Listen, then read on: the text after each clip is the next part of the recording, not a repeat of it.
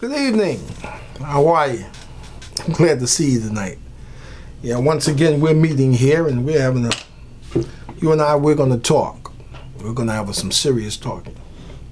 Let's talk on the word Christian for a minute. Oh, by the way, for those of you who are new and don't know about this segment, this is called the Kingdom Cultural Center. And the website is kingdomcitizens.org. And if you have any questions, and I would appreciate it, your emails, you can send them at the bottom. You go on the website and you'll see it. It's kingdomcitizens.org at gmail.com. And I would like your opinion, what you think. And if some of you want to be a little harsh, I'll take it. No problem. But trying to really feel you out and see what some things, you know, and trying to let you know that this is not a religious segment here, by no means. It's not a religious segment.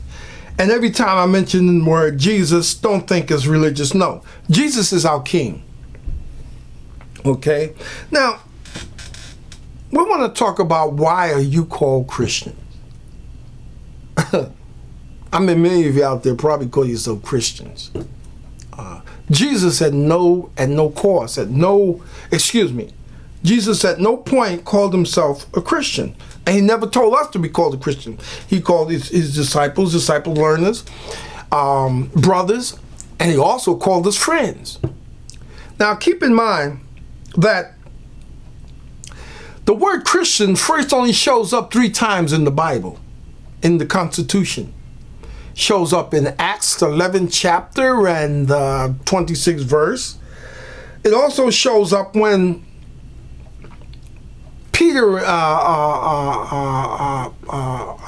that same chapter, where they start embracing the word Christians, when one of the, I think it was one of the leaders says, "You almost persuaded me to become a Christian." I think he was talking to Paul, if I'm not mistaken. But you can find that out in Acts 28 and 26 and 28. And also, once again, in 1 Peter 4 and 16. Now, let us go back to Acts 11 and 26, where he says they were at Antioch and they were talking. See, the reason why I'm saying these things now in the first 3 sessions is because I want you to understand something. Know why you are what you are, and know who you are, and know how God sees you. You got to understand how the King sees you.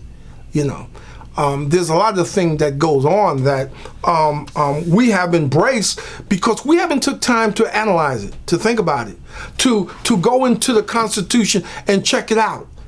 You should really take, it's your life. You know, we should go through this Constitution like your life depends on it. Because, brother, it does. We're in a crisis mode here. We're in a crisis mode. But let me just touch what you hear.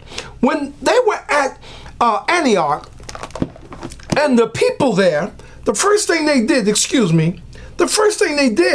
was they saw the disciples talking and they was expounding the kingdom to the people, and they called them first you ever hear it in the Bible, Christians.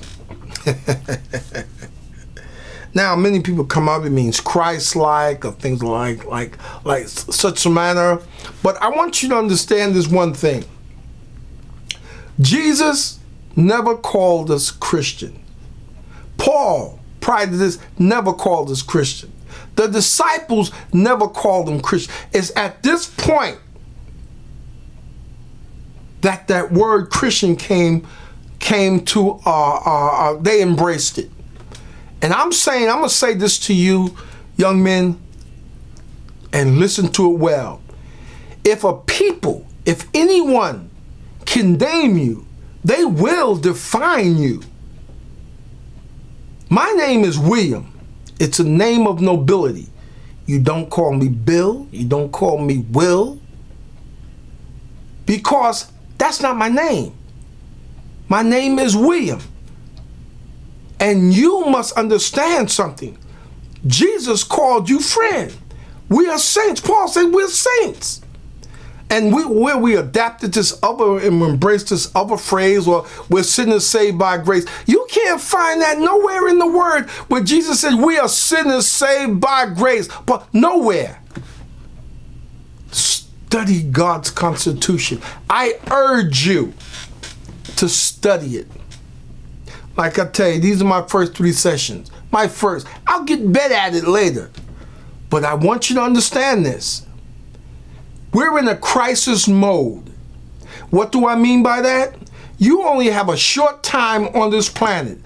Find out what your purpose is and operate in it, because all of that's within you. How would you find that out? By here. Go to the Creator. He's the one that made you. If your car doesn't operate and you have a Ford, you don't go to Toyota to get the Ford fixed. You go to the manufacturer. He knows more about it than anything else.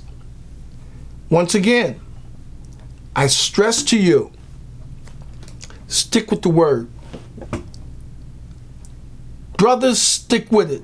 Whether you're in China, Africa, the continent of Africa, Europe, stick with the word. If you have any questions, email me. Right, I tell you, hey, be bold in it. Once you get your purpose, you know your purpose, you're bold in it. No sweat. My last words to you, if a people can name you, they will define you. God have named you, and He has called you. You're saints. You're citizens. Kingdom citizens. Paul made it very plain.